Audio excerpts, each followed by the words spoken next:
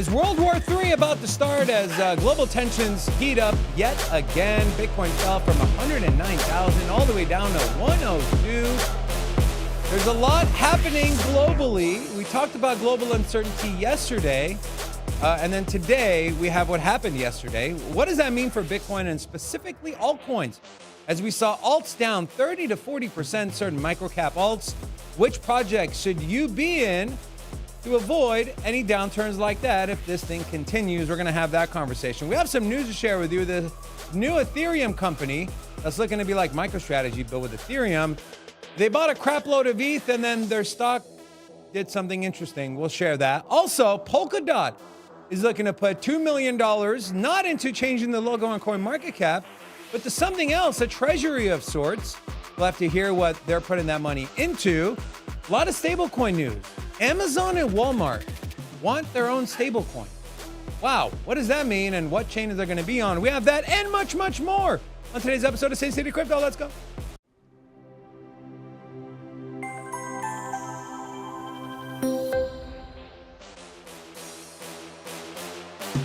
Hola! It's your boy Big Rob back in the house. Welcome to Sin City Crypto, home of the entertainment focus content where we take old, boring, stale information, repackage that thing up in a fun, sexy way. And I want to start the show off. Big shout out to Crypto Hands. He says, "Is the market up, Rob? Question mark, LOL." My dude. That is my dude. I want to say to you, the market is up. If you take a look here on the 1 year, Bitcoin is up from 68,000 up to 105. We are winning. And winning is what we do here in Las Vegas. I got a hot hand. And, well, what a day to be alive. How you doing? We're up since 2013, guys. What are you talking about? It's not a down day. Anyways, it's Friday, my favorite day of the week. We got our man Forrest joining us. Forrest, welcome back, brother. Excited to have you. Just real quick, this seems like a very mundane question for us, but it's something Rob and I spent way too much time arguing about yesterday. Are the markets up or down today? You don't have to answer that question. You're too smart to answer that question. I think they're like actually break even. Let me look at the daily candle for Bitcoin. It was like a hammer candle. It's slightly down. Slightly down. It's down 0.4%. That's still down though, right, Forrest? That's technically still down. We're playing semantics here, but you know, sometimes my friend Rob, we got to break it down to. David's like the guy that said, you know, his wife says, told you to wash the dishes, and he has that one singular cup on the drying rack. He's like, I did wash some of it. No, that's you. Anyways, and I don't like washing dishes because I bend over, my back hurts. It's bad. Anyways, let's start with this here. Obviously, you know, this was a big news yesterday. I was watching Bitcoin just tumble and tumble and tumble. We're not a news show, so we're not going to get too deep in depth into this, but it affected the crypto markets, obviously. Yesterday, Israel launched strikes into Iran, and while Iran is preparing to launch 100-plus ballistic missiles towards Israel, and so a lot of people are saying, hey, is this the start of World War III? We got what's going on in Ukraine, we got what's going on in Gaza, and now this, and China wants to take Taiwan. So a lot of global uncertainty. That was the theme of yesterday's show, was global uncertainty, and you can just go ahead and add to it. Gold crushed it yesterday, rallied. Crude oil rallied to what, $77 a barrel for us, I believe. Crude oil did, and so a lot of people are on edge. And the one issue is, when this shit happens, it always happens when the stock market's closed. And well, guess what? What's the only risk on market that's open? It's crypto. And so we take the brunt of the liquidations. And again, yesterday, we saw Bitcoin drop down to 102,000. The messed up part is, put in Discord, I said, I'm entering into a Bitcoin long at 106. Well, that was 3 minutes before the strikes were launched. And, well, my timing couldn't have been better. Yay. Took a loss on that one, entered into a short, made some money on that one. And so now I'm just kind of waiting and seeing.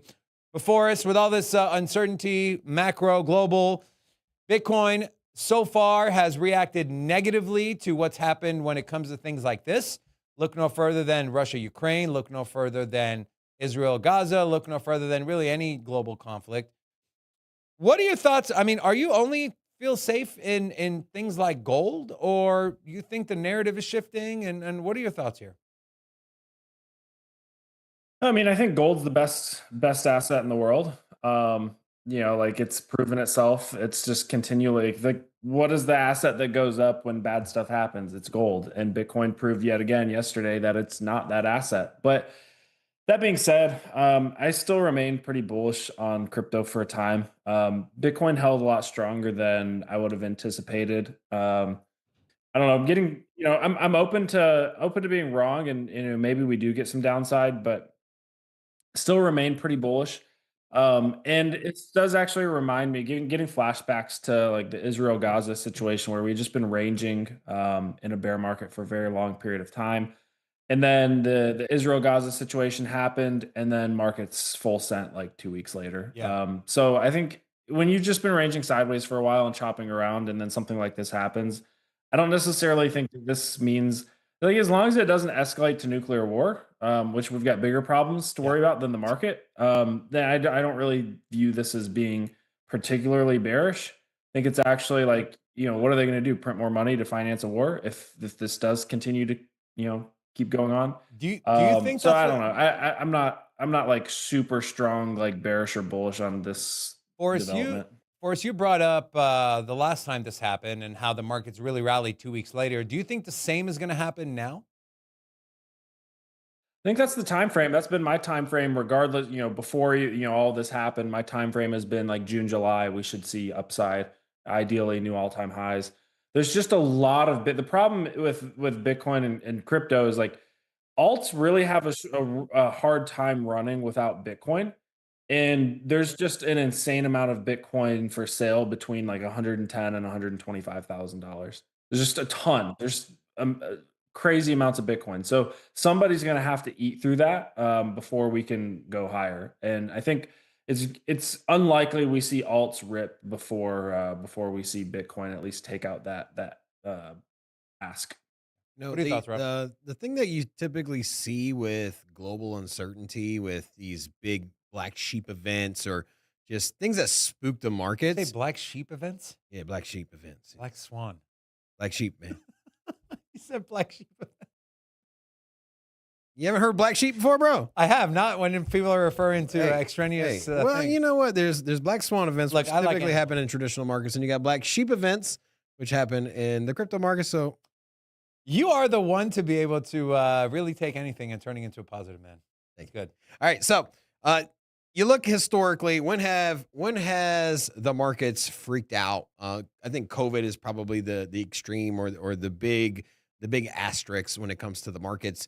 You look back in the COVID spook where we were shutting down the economy, we were shutting down businesses, people weren't allowed to leave the house. What we saw was a drawdown from almost $20,000 Bitcoin down to $3,000. And then immediately thereafter, or a couple months afterwards, we saw the massive breakout that started the 2021 bull market, which was Bitcoin essentially going from that 3 to 8,000 all the way up to 20, 30,000 in this very, very small time window. You saw the same thing again when the Russia attacks happened, right? When Russia invaded Ukraine, we saw the market sell off immediately. This was at the bottom of the bear market, and we saw the drawdown get even a little bit more pronounced. And then afterwards, we rallied out of that and then put in higher highs over time. And so I think the same thing is going to happen here. It's like, hey, you know what? The markets are spooked. There's global uncertainty. There's talks of World War III. People are throwing out nuclear words, and it's just like, hey, once a little time passes, this goes behind us. We move into an era where uncertainty tends to find its way into decentralization, right? Because you have global uncertainties when it comes to governments. And, you obviously have a lot of money tied into wars. And you know what? If there's sanctions and if there's issues with banks, a lot of times the safest way to go is we're not going to preach to you why Bitcoin's great, but Bitcoin tends to be a backup for people that have lack of banking services, for countries that are getting hit with sanctions, or if your just monetary system is just taking a punch in the gut because you're at wartime. It just makes sense that over time people find their way to Bitcoin. It's the same thing. You see hyperinflation in South American countries. All of a sudden, over 70% of the population has some form or exposure to Bitcoin. It's no coincidence that, hey, you fuck up the money, people start looking for alternatives. This tends to what happens in war. So I think that over the long term, this is going to be a catalyst for upward price movement.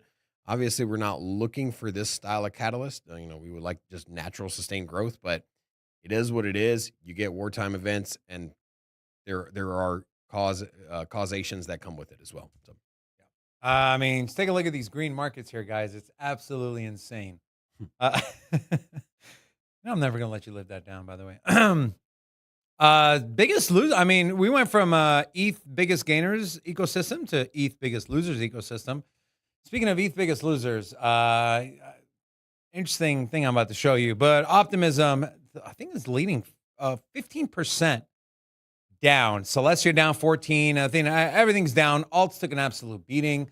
Bitcoin had a decent bounce back. But I want to ask both of you a question here, Horace and Rob. Usually when we hear X company is looking to create a Bitcoin strategic reserve or buy Bitcoin, what happens to that company's stock price if it's a publicly traded company? Usually goes up, right? mm-hmm. Well, we have black swan events. We have black sheep events. Now we have a black llama event, because take a look at this. This was posted. A $463 million Ethereum buy. Remember SharpLink? We talked about them trying to be the MicroStrategy of Ethereum. Publicly traded company. They're doing the same thing MicroStrategy is doing, except with ETH. Well, take a look at what their stock price did. Down 70% on the day. Jesus. So, I hate to say it, but like, if from an institution standpoint, like, why are you buying ETH?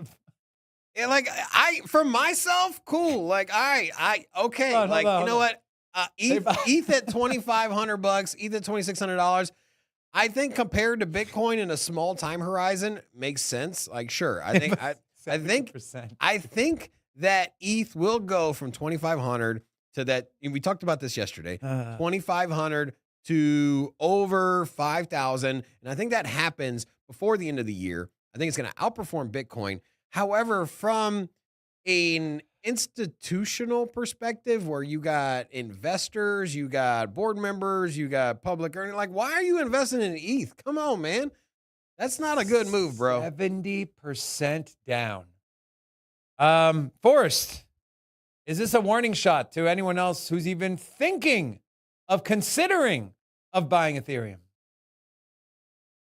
I mean, like, the market cap of this company is like 600 million, and I think they own like 460 something million in ETH. So like, it makes sense. Like, I don't know why this was ever trading above that. Like, if you're just gonna like abandon your whatever it is your company's revenue model is, and you're just going to become primarily a cryptocurrency treasury company or cryptocurrency holding company, the stock market's just going to start valuing you based on the assets that you hold. And if you hold 500 million worth of ETH, you're probably not going to trade a lot more than, your stock price probably isn't going to trade much higher than 500 million.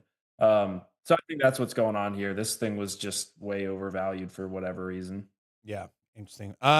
Something that might be overvalued is people's inventions. Some people have really good ideas. Some people have really bad ideas. I'll leave it to you guys to figure out which category this one goes into. I introduce you a new bicycle. Guys? ওই মিয়া ওই এটা তুমি কেমন cycle তৈরি করছো মানুষ তো পা দিয়ে পেডেল মারে আর তুমি এইগুলা কি করছো আরে চুপ করো মানুষ পা দিয়ে pedal So this is supposed to help with your knees if you have arthritis, if you have your knees hurt or whatever the case may be. This is really supposed to help. Gentlemen, what are your thoughts? Is this something that I think is right for you, David? You have a very strong pelvic bone. You've got a lot of experience through life, and so I think you What does that even mean? That would be a compliment. Oh, it sure is. Yeah. Strong pelvic bone. There you go. Good job. I don't get it. Does anyone get it? I don't get it. Is that a compliment? Like to ride horses a lot. You're an idiot. Caballero. Yeah. Thank you. Glad that's where your mind goes. Anyways, Forrest, because he took it there. Any thoughts on this? Is this something that you would buy for maybe yourself or your wife? Probably pass on this. Maybe I'll just invest in the company. This is doing some great stuff over there. The guy's got vision. He's got good vision, you know? Yeah, he's got a real vision here. Oh, man. Okay. All right, Forrest, if you don't mind, can we take a peek at a BTC chart? It's at 104.9. Down on the day about 3%. Yeah, 7 day. 7 day is looks like 7 days down 0.5% or up 0.5%. Yeah, what are you seeing on the Bitcoin chart, Forrest? What's like your I'm going in at 10x long position at this support level if we do get more downside. What is that level to you? And then on the way back up, Forrest, what are some of the strongest resistance levels on the way back up? Yeah, so that level was 75K, and I don't really want to be a buyer or mess around with anything between here and there. I don't really want to add. But if I was sidelined, I would and we could run some levels. It'd probably be like 92, 93K.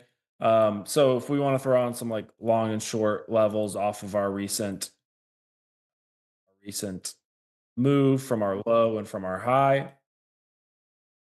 Right, you get a nice overlap. You get a lot of confluence of support at this range low of 93. Honestly, I'd probably add there. That's a pretty strong support region. You think So we let's get? You get rid think of we get this that and low, this. Forrest? That's our prior range low. Whoop. Forrest, do you think we get that low though? I mean, I feel like a lot of people No, have I that don't. 100K I level. don't. You don't? Okay. I don't, but just because I think we don't doesn't mean that we won't. Like I didn't think we were going to go down to 75K, but then we went down to 75K. I thought we were going to flush down to like 87 and then revalidate and then pop back up, but I didn't foresee, the Trump tariff thing and all the other stuff going on. So who knows what could happen to bring us down there, but that would be the level you want to buy, especially if you were looking to like enter on leverage. That's where I'd be looking.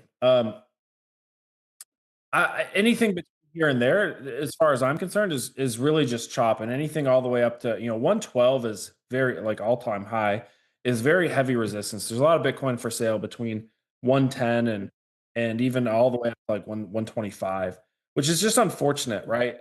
Ideally, like Bitcoin, we want like a clean all time high break, and we want to zip up. I do think we zip up to like 150. If we can break through that, that ask above 115, 120. But until we do, it is just a very choppy market. And who knows if we don't come all the way back, if we don't pop back up and challenge those all-time highs soon, we could just start to back down to the range. I've been a big advocate of like my targets have been 300K Bitcoin by ideally September, October.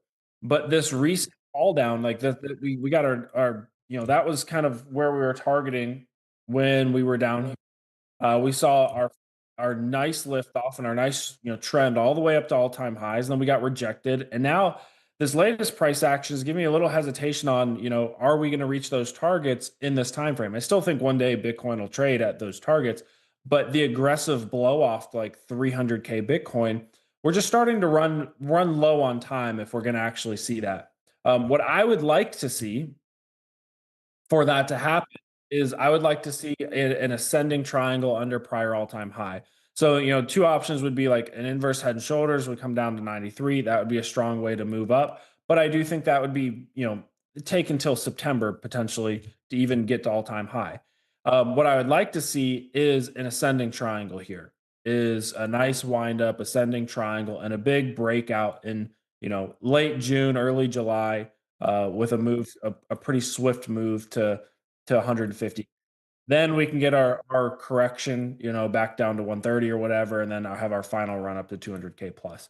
So we're starting to tick a little short on time, but as long as Bitcoin holds steady here, I still feel bullish. If we break below, like I don't want to say my bear market level, but if we start hanging out down here, below 90, I really don't like that, and I think the bull case. There's something going wrong with Bitcoin, something going wrong with the market overall. If we start hanging out down there, but as long as we're above 92, 93, it's hard for me to be bearish.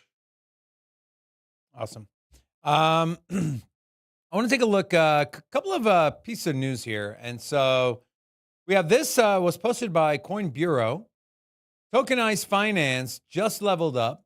Franklin Templeton's Benji platform unveils intraday yield, a game changer for tokenized securities. It calculates and distributes yield down to the second, 24/7, even on the weekends.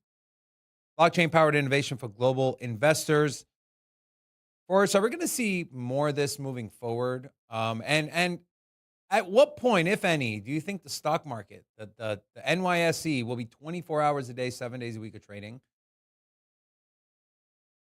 Yeah, I think eventually we'll see 24/7 markets across the board. I mean, why not? I don't think there's I think it's kind of dumb that we don't already have that. Like we have the technology to run the stock market 24/7. It's just like I honestly I don't know the specific. I'm sure there's like some reason that somebody knows that it's still, closed on weekends or whatever, but I think it was Robinhood that just published that 30% of their trading volume with stocks now takes place outside of regular hours.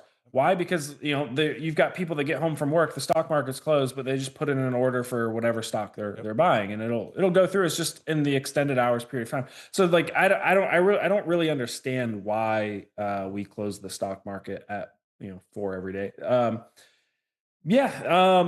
What are your thoughts What on was the the other intraday question? yield? More Forrest? real world assets. Yeah, so I this think is we'll- so Franklin Templeton, they have their own blockchain platform, Benji, and they're doing intraday yield for tokenized securities.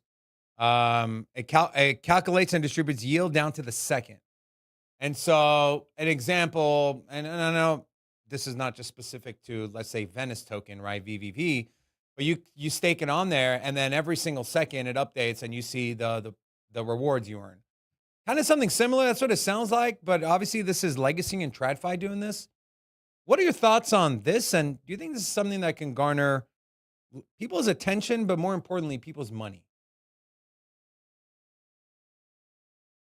Yeah. I mean, I don't know if like the intraday yield thing makes that big of a difference. I mean, it makes sense as far as like if you're on a blockchain, you can stream payments or yields 24/7. I don't know if like big money necessarily cares about that. Their yield is accruing at a 1 second interval versus a daily interval. But it is cool, and I do think we'll get more real world assets.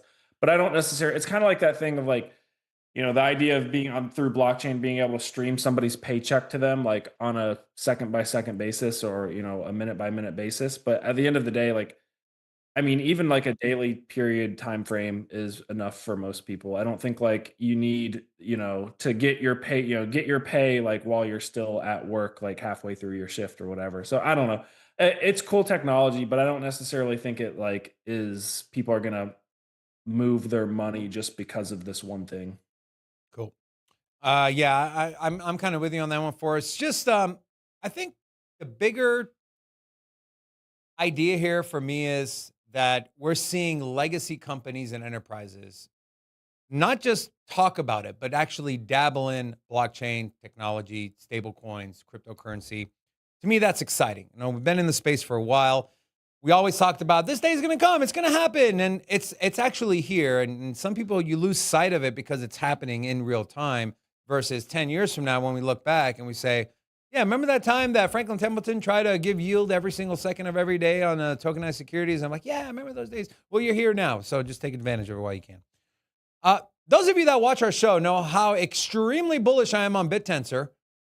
You guys also know when Dynamic Tau rolled out, I said that was going to be a game changer, which it has been for some subnets. Well, take a look at this. It's still a little confusing, right? I've done a video on it. I did a walkthrough for the Patreon members on how to get the wallet extension, how to get Tau in there, how to find the subnets, how to stake to the subnets. Well, now that could be all a lot easier. Take a look at this here from I don't know those Greek letters there, but it's Ship89. After months of building, I'm proud to unveil the Crucible Lab Smart Allocator Wallet. It's a simple but powerful tool to put your Tau to work, reallocate rewards from the root subnet, which is their mainnet, auto stake it into the top earning subnets, and boost your returns and help scale network liquidity. So now instead of going through, I got to go to this website, download this extension, take a look at this subnet, and how is it performed, and what does this mean? What does that mean? It'll automatically do it for you, and it'll has this formula where it takes the best performing subnets based off of certain factors and metrics, and it'll essentially auto allocate your rewards and your money for you. I think this is extremely powerful.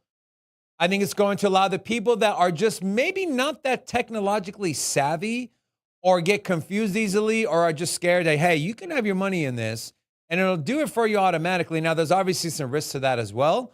But now you don't have to worry about, well, what does this mean? And is this in Tau or dollars? And is it up or is it down? It all does it for you. I think this is a net positive for BitTensor. I know, Forrest, when we talk about BitTensor, you're kind of indifferent on it.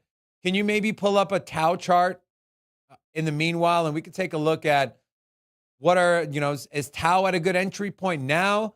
I bought a lot of my Tau at around $320. I re-upped more when we were sub $300, so I brought my cost basis down. But for the people that maybe sitting here saying, David, you keep talking about this damn BitTensor, I'm going to look into it. What are some key levels that people should keep an eye on? Yeah, I'm just looking for a decent chart here that has like a good price history. There we go. All right. And I'll share my screen.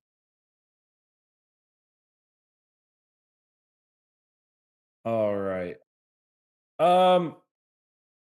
This is in a big range. It's sitting in the middle of it. Get an inverse head and shoulders developing here. So above the neckline, I think that'd be a pretty good setup to go and try to take out all-time highs. I don't know. I would say this. I would lean. I'd want to be long this asset before I'd want to be short. But it is range bound in a very long range, and this is why I do think like we're nearing this is a 577-day range for Tau. And I think there's a lot of altcoins that are similar. Like I know the XRP has been ranging for like 100+ days. There's a lot of altcoins that are sitting in these very long-term ranges that eventually these things break out, and usually they break out to the upside if it's a quality, token or coin. And then when they do, the expansion higher is usually very aggressive.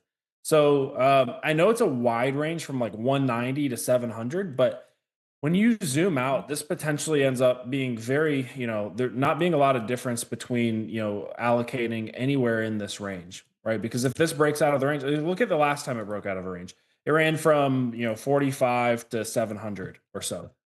So that the expansion out of your prior range is usually pretty aggressive. So you can either buy the breakout at the top, you can allocate somewhere in the middle, or you can allocate at the bottom of the range. Right now we're somewhere in the middle, but we kind of have some bullish patterns presenting themselves. I'd be looking more for a breakout on this inverse head and shoulders to allocate. Otherwise, I'd be looking to allocate at range lows again, which is hit 1, 2, 3, 4 times. So if for whatever reason crypto does kind of fall out, which is not my base case or my prediction, but you'd want to be picking this up at 200 and probably play for a range rotation back to the upside. Also, the fact that this did hold the range lows, usually it's going to try to take out the range highs next. So yeah, this overall I'd say looks good. For me to buy, I'd want to buy momentum above like 500 personally for a trade up to maybe like 750 or higher. Awesome. Forrest, if we can stay on your screen for a second, can you swap over to an Ethereum chart? I feel like ETH was really having the time of its life, baby. And then, well, we all know what happened.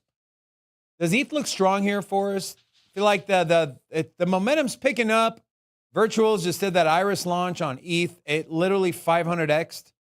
500x'd. And a lot of people are saying we had a Virtuals I want to call him a Virtuals expert. He's been in that ecosystem a while as far as some of the agents and launches. He thought that, hey, Iris could be something that galvanizes all that sitting money in Ethereum, that money that's been hibernating for the last 2 years.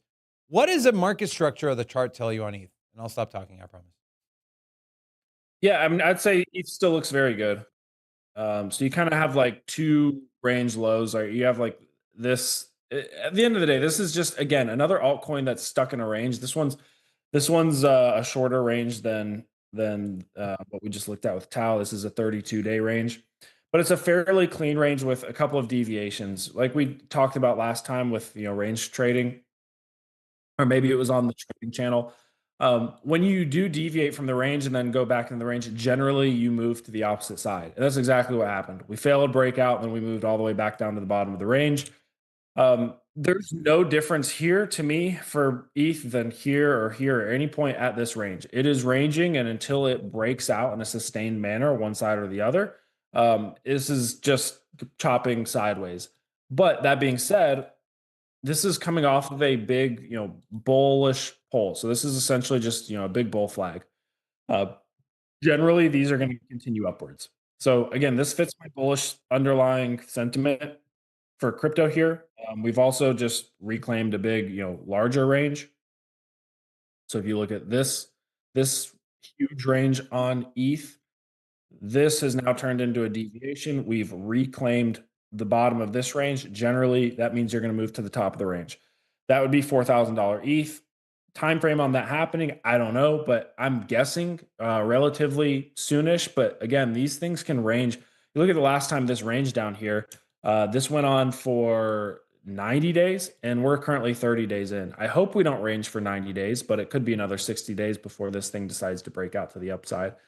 That said, I am bullish. I do think that everything about this, reclaiming the range, the fact that you're in a bull flag, you've broken the downtrend, you go and look at ETH versus Bitcoin, it is for the first time reclaimed a range and held support for the first time in years. This thing has just been down only, but we're finally at least chopping sideways versus Bitcoin keeping pace after a nice bump. So yeah, I tend to lean bullish here until proven otherwise. I just don't think the downside levels have been taken yet on just about anything, whether it's Bitcoin, ETH, or XRP, or a bunch of other coins, for us to be outright bearish yet. Awesome. All right. Thanks for that, Forrest. I do have a Q&A up to those of you who are interested in maybe asking me a question, Forrest a question, or Rob a question. Let us know. We'll try to answer as many as we possibly can. I do want to share some XRP news from RippleX. The future is interoperable. USDC is now on XRP Ledger. So XRP Ledger got a major stablecoin that before Cardano did. When is Cardano going to get a damn stablecoin, man? What is going on here? Ripple and Circle are bringing the fully reserved one-to-one backed stablecoin to the XRPL, accelerating DeFi and institutional adoption. Forrest, you got a lot of people that are saying, well, they have their own stablecoin. Why do they need Circle? What do you say to those people? I think there's going to be hundreds of stablecoins, and all these stablecoins are going to need a bridge for liquidity to swap in between them. Maybe that'll occur on certain chains. Maybe certain chains are more useful for that than others. I mean, there's certain chains are integrated with banks already, such as XRP. So I think if you're looking at large amounts of stable, it's just like even today the news. There's so many bullish things happening for XRP. It's like even today the news with Amazon and whatever the other company was, it Google or something, launching a stable coin. Walmart. All these companies want to launch stable coins. But if you're talking about whether it's e-commerce or just moving it from bank to bank, I mean, XRP is integrated with banks and built for that. So I don't know. I lean towards this just being bullish. I don't really think that RLUSD needs to be like the dominant stable coin for XRP to do well. I just think there's going to be more and more stable coins moving on chain, and that's a bullish thing for any chain that's doing that's tokenizing real world assets like stable coins. Cool. Forrest, a good segue for me to go to the next news, which you prefaced. Amazon and Walmart consider launching a U.S. stablecoin, or consider launch of a U.S. stablecoin. I guess I literally just said the same thing twice, but that's okay. You say it twice so people can get it ingrained in their minds. That's stable coins. I've been saying this. The stable coin play is where it's at, man. You want to play those yields, convex, curve, maker, now sky, asymmetry. Anyways, by adopting stable coins, these retail giants could substantially reduce the dependency on traditional card payment systems, cutting fees and enabling faster settlement processes. Such changes could streamline transactions and offer competitive advantages in the retail payments landscape. Also, to piggyback off this news as well, Shopify is about to introduce USDC checkout on Base. Okay, this is a pretty big one.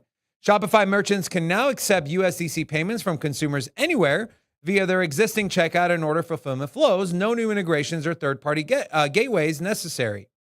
For merchants, the experience is designed to be as familiar as possible. By default, USDC payments are settled automatically to the merchant's local currency, with a payout credited directly to their existing bank account. So, Forrest, the obvious thing, yeah, it's so bullish, stable coins, it makes everything better and easier. But what are some of the proxy effects? I don't even know if that's the right verbiage to use, but if you look down the line, how it could potentially affect certain altcoins, or maybe Phantom, the wallet provider, or I don't know. If you're thinking outside the box here, could this lead to a benefit for a certain subset of altcoins, for one specific altcoin, for wallets? What do you see coming out of this news? Walmart, again, Shopify, Amazon. There's going to be a bunch of other ones. What are your thoughts? Yeah, it's tough to say. I mean, it's like trying to guess the infrastructure that's going to be used for all this. I mean, obviously you've got Base, but then how having that integrated, like, kind of have to like trace it back. So what is the end user going to have a Base wallet to pay on through Shopify, or is Base going to go and partner with JP Morgan or Truist or BB&T or whatever, and like you're going to be able to pay through your bank account through USDC, and the Base integration will be in the back end. I don't know the answer to that. My bet personally is on Ripple and XRP. If a lot of stable coins are going to be moving through banks behind the scenes, I think that's probably the most likely to be the case. But yeah, I mean, Base is tough too because there's no Base token, at least not yet. So it's difficult to get exposure to any like integrations on Base. I mean, you can just buy the Coinbase stock, I suppose. But yeah, I think it's still relatively early days on this. I think there's time to see the trends develop. You think, Forrest, Circle just went public. You think it's are you eyeing Circle to add it to your stock portfolio? Or what are your thoughts on that? You mentioned Coinbase, but we got Circle. There's been talks of Ripple going public potentially. And Brad Garlinghouse come out and said, we don't want to go public in the US. But that was when Gary Gensler was in office. Things might have changed now. But do you think the play maybe get a little bit of Circle stock? I don't know yet. I don't feel like I have an edge there because I think there's potential that it's a little bit overvalued, but at the same time, they're not going to lose any money unless they just massively fumble and lose market share. This is like Visa. If you go back and look at the Visa chart, it's just straight up like Visa could get disrupted by stable coins finally, but Visa just charges fees on transaction volume. Right. And that's what, essentially Circle has a similar business model where the more stable coins that they issue, they just buy short-term treasuries and they earn, based on the current interest rate, environment that they're in. So the real risk for Circle is either there's, other competitors take up market share, which they have a pretty solid moat right now in the US at least. The biggest competitor is Tether, but Tether's not necessarily as compliant as Circle is. The other risk is like rates go down, and I actually think rates are going to go up. So, I mean, Circle looks pretty solid. When you talk about rates, sorry to cut you off. When you talk about rates, are you speaking of like rates that merchants pay to credit card companies? No, like interest rates. Oh, got it. Okay. So, because Circle's revenue model is they just take all their $30 billion in cash, they issue you the stable coin that earns no yield, and then they get to clean up on all the yield on the backside. So the more stable coins they issue, the better, the more money they make, the higher rates go, the more money they make. I don't ever think we're going to get back to a zero interest rate environment. So yeah, I don't think their business model is at major risk for a while. I do think you're going to see a lot more competitors enter the space, and a lot of other stablecoin competitors, like Amazon, like Walmart, like all these banks, like Ripple. But overall, I think they just have a big head start in this, and they have the most liquidity. So That being said, like I don't know. I'm not attracted. I need to see the chart form before I just go and buy Circle stock. Fair enough. Forrest, the way I look at it as well, I don't know if you remember seeing, but there was a hearing. It was a Senate hearing. The CEOs of MasterCard and Visa were getting grilled. Like, what's your profit margin? You're killing small businesses. And it's like 3.5 to 4.5%. With stable coins, Forrest, if people have the option and you're making, let's say, a $10,000 purchase for us, or I'll give myself an example. We had to pay an invoice through a credit card, right? We got an invoice in the email. We had to click 4% I had to pay. And it wasn't $500. It was a lot of money. And I just couldn't bring myself to do it. So I called the guy. I was like, is there any other way to do this? First thing I asked is, like, are you in crypto at all? Do you know stablecoin? No. Like, shit, okay, I can't do that.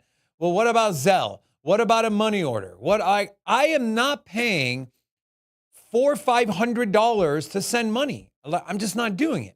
So I think if people can check out and they now have an option, and I think what it's going to do is going to force companies like Amex, Visa, MasterCard to lower their fees. They're going to have to if they want to stay relevant and if they want to stay competitive.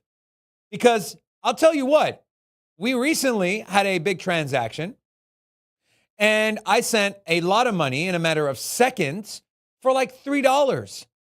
And then I go to pay an invoice via wire, ACH wire. It takes 5 days, and we got to get on the phone and answer 500 questions. Where's the money coming from? Where's it going? Why is it going there? What's the name of the company? Why is this the name of the company? What did you like? It's so archaic and outdated with stable coins. Now, to the question I asked you, Forrest, says, what are some of the long tail effects and down the road? I saw Phantom. You know what? Let me see if I can pull Phantom, and I'm talking about the Solana wallet. They posted something on X. Here. So this is it right here. So this is the post from Phantom. Shopping with crypto is about to become easier. You can now connect your Phantom wallet to make USDC on base payments with select Shopify stores. And so that's what the interface looks like. USDC. I don't like crypto. I would get rid of crypto. I would just put USD/C or USDC or stablecoin. And then you just link your wallet and you pay through there. If that's the case, which, Forrest, I think as more companies onboard stable coins into their payment infrastructure systems, I think it's going to be a lot more easier. The barrier is going to be a lot lower versus, I got to have a wallet now. I don't have it. I got to download it. I got to write it. I think it's just going to be coded into the front end and the back end where people can just click stable coins and it'll be in their bank accounts, right? We talk about this all the time. Bank of America, JP Morgan Chase, Wells Fargo. You have your investments, you have your checking and bank account, then you're going to have a little slot for crypto, and then you're going to have stable coins, and you can link it to your bank account the same way you would do, let's say, your debit card or an ACH. So if that's the case, great, because guess what? Stable coins are liquidity for crypto. And so I think this is just a net positive on top of the amount of money and how easier and faster it is for the average person to send money back and forth, especially as a business. So I know I went on a long-winded answer there, but it is what it is. I want to talk about Polkadot. You know, every time I talk about Polkadot, I think about my buddy Billy, Crypto Billy. I know he owns Polkadot, and every time I crap on it, I just feel so bad because I love Billy, man. It's my guy. I know he's got Polkadot, and I don't want to crush his dreams, but Polkadot's new strategy is to put $2 million into Bitcoin via a strategic reserve. The Polkadoters are 50-50. They're split for us. They don't know. Half of them are for it. Half of them are against it. It beats spending $500K to change a logo on CoinMarketCap. I'll tell you that. But Forrest, what are your initial thoughts on this? I know we don't have I guess I can give you a little bit of detail. So a new proposal with the Polkadot ecosystem pushing for the creation of a strategic Bitcoin reserve. According to the proposal, the plan involves converting 500,000 DOT tokens valued at around $2 million into Threshold Bitcoin, TBTC, which is a wrapped version of Bitcoin secured through threshold cryptography, which ensures decentralization and non-custodial management. Do you like it? You love it? Or you hate it? Forrest, what are your thoughts? I wouldn't touch dot to begin with, especially after this. This is so bearish. Like, You think this if is you're- bearish? Why if do you think this you're- is bearish? I'm just curious. I agree with you, but why? This is stupidly bearish because they're just admitting that their token sucks and Bitcoin's better. Why would I buy DOT instead of Bitcoin if they're dumping DOT for Bitcoin? Yeah. So they don't believe in DOT. Like if the actual company or whatever the council whatever if they have so little faith in the price of DOT that they're dumping it to buy Bitcoin, that's so bearish because they don't believe in it. They don't believe that that DOT could ever be sustainably a store of value. That means they think that Bitcoin's price is going to go up more than the DOT price. Like, this is horrendous. Like, this is terrible. I agree, man. Like Polkadot, what are you guys doing? Man, this is what I worry with Cardano and Voltaire and handing the keys over with 1.5 billion ADA. Is you're gonna get dumb shit like this. And I agree, Forrest. If it was like, hey, we got some extra cash on the side, okay, but maybe you should buy your own token and put it in marketing, or I don't know. But to take 500,000 DOT tokens and then to, like Forrest mentioned, buy another crypto, it's just, Jesus Christ. It's there's a ghost in here. I wasn't touching Polkadot prior to this, but I'm definitely not touching Polkadot after this. And I'd recommend those of you that have Polkadot in your portfolio, so at least reevaluate. Evaluate what this means for your bags. Evaluate what this tells you that the team is feeling and the team wants. And decide, I know if, let's say I'm underwater on my bag, if I sell, I take a loss. But you talk about opportunity costs, even if you take a 50%, 60% loss and you got 1,000 left over from a $2,500 position, you can take that 1,000 and put it into other great projects that are going to bring you back to that 2,500 and even more. So that's one thing I'll just tell people to keep in mind. But yeah, Forrest, I'm with you on this one, brother. This is uber bearish for me. I did want to just check in on the markets real quick to see if we're back in the green, which we are. I'm actually going to refresh this. I'm interested to see what the week is. Not bad. So a few big gainers on the week. What's AB? Did Antonio Brown launch a coin here? Anyone know what AB is? Not sure. I don't either. Hyperliquid. Hyperliquid's just been crushing it. That's one that I messed up on. I messed up on Hyperliquid when it had that attack or whatever it was. What was it? Was it a hack or something happened? And it got down to $13. And I was like, I don't know. I was wrong. Man, you're sitting on a 3x, more than a 3x now. It's at $40, so more than a 3x for Hyperliquid.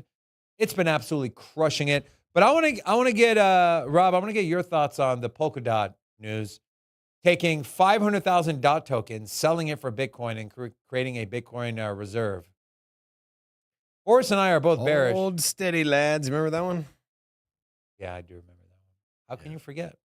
Yeah. So You trying to say it's going to be another Luna? They don't have a stable coin, though. They're not like leveraging it to anything. I mean, Let me guess. You're bullish on it. No. It's not a good look for sure. I understand. I understand their reasoning or thought behind it. And, if you have cash on hand, like, you know what, why not secure it elsewhere? I mean, we see companies invest in other companies, right? With extra stock on hand. It's a common practice for, say, the largest companies like Apple or something to hold another company's stock as part of the corporate portfolio. And so it's not some one-off event that is just 100% taboo, right? I guess this is how markets work. If you have a gold mining company and if you have some exposure to silver, I'm sure that's not that uncommon, even though it's not your breadwinner. I still don't think from the optics of it, it's not something I would personally like to see from a standpoint of like, hey, I own DOT. It's like Charlie Lee selling all his Litecoin, right? No, it's not. That's him literally just selling everything. if Thank Charlie you. Lee bought Bitcoin, I'd be like, cool, man. I mean, I get it. But but he's literally just sold everything he had, right? He sold the keys. If Polkadot rebranded to Bitcoin dot, yeah, I mean, I don't know.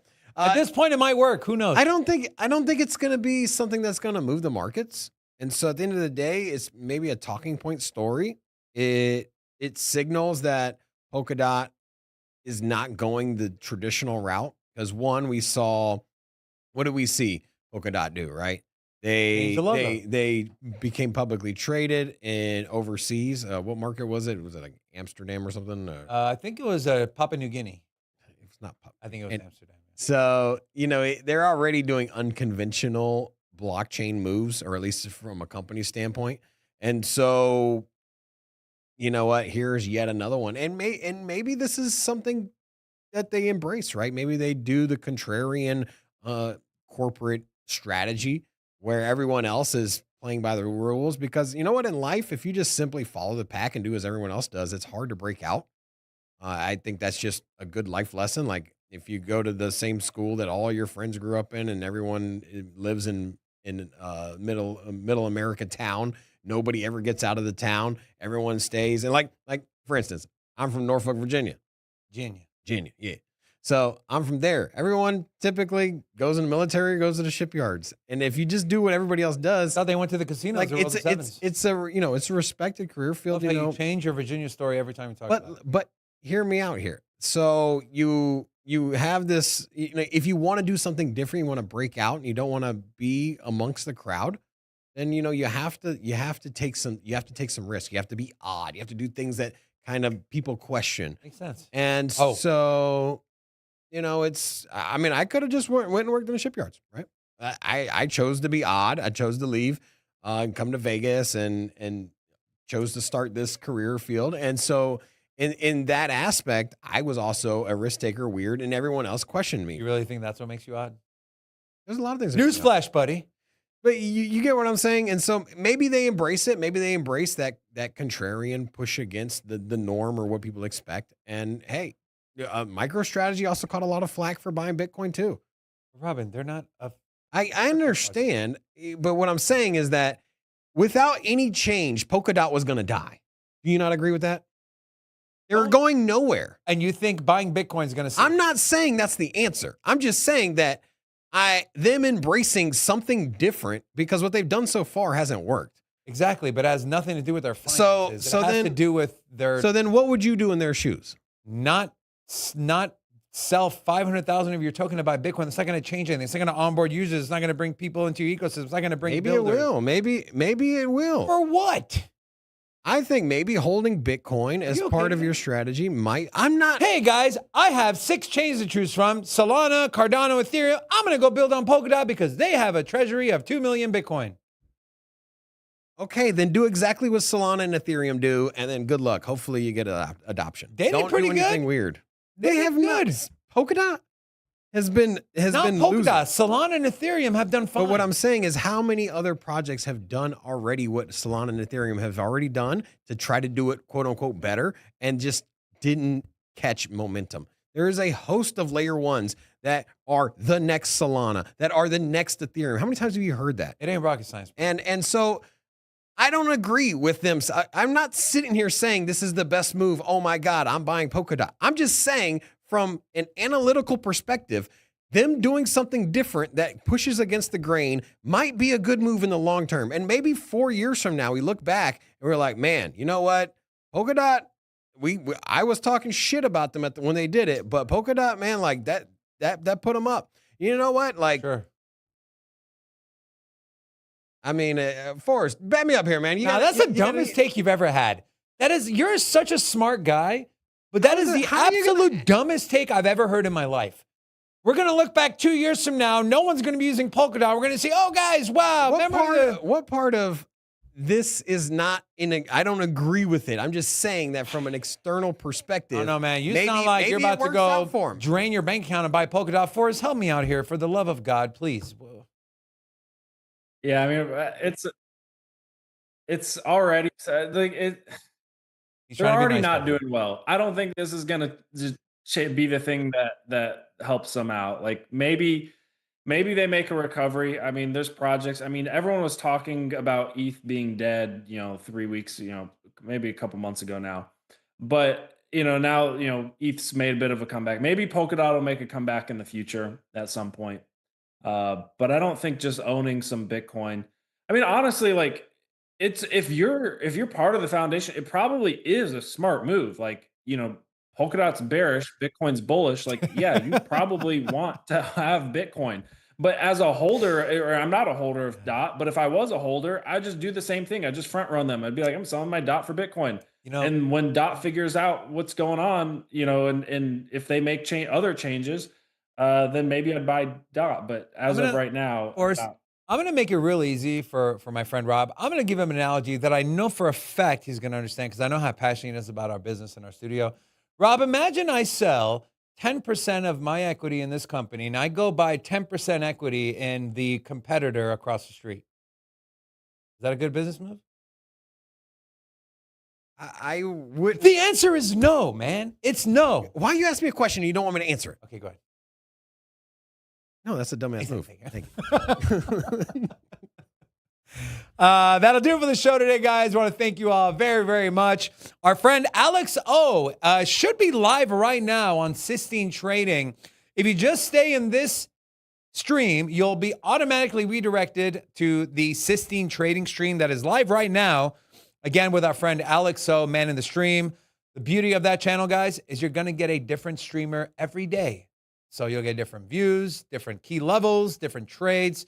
Do us a favor, support Sistine Trading. Go over there, subscribe to the channel, have your notification bell on, and then just stay in the chat. Stay in the chat and you'll automatically be directed.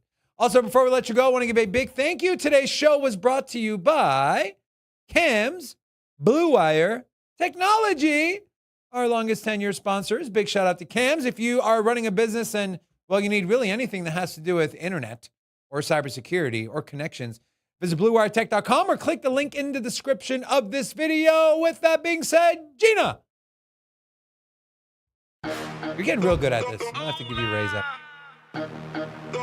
SINCITY Crypto. Myself, Rob, and our friend Forrest. We'll see you guys in the Alex O stream. Until then, peace. SINCITY Crypto. Everybody know we here for entertainment and info. Gonna show you how to get that big dough. So every day stay tapped in for big facts, no capping. With Bitcoin, if you're in, then you win. We divide the pie with no fraction. It's Big Rob, David. I spit the game, but they gave it. Name the coin that's your favorite. I got dry powder, why save it? To the OGs, new beginners. Special shout out to the well members. Buy a dip, sell winners. Ain't really nothing you can tell sinners. Tune in for the latest new flavors. They gonna teach us mean coins. They polarizing like barbecue chicken pizzas. I laugh with a major grin. Laggers, we trade them in. Baddies, they came to sin. And sinners gon' play to win. Screaming hola till my bags are flowing over. Hold ya to the moon and to the solar. Won't I? Don't be letting FOMO control ya. It's over when the finger tornado close ya.